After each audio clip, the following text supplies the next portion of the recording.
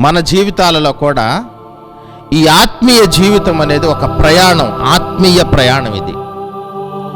ఈ ఆత్మీయ ప్రయాణం సఫలపరచబడిన అనుభవాలలో ఉండాలి.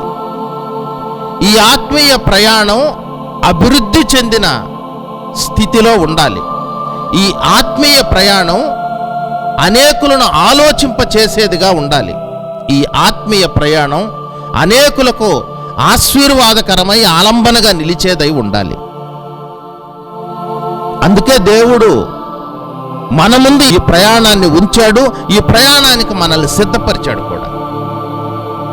ఈ సిద్ధపాటు కలిగిన మనము చేస్తున్న ప్రయాణం సఫలపరచబడిన అనుభవంలో ముందుకు సాగాలి. అలాగ ముందుకు సాగినట్లయితే కార్యము త్వరపెట్టబడి జరిగించబడుతుంది.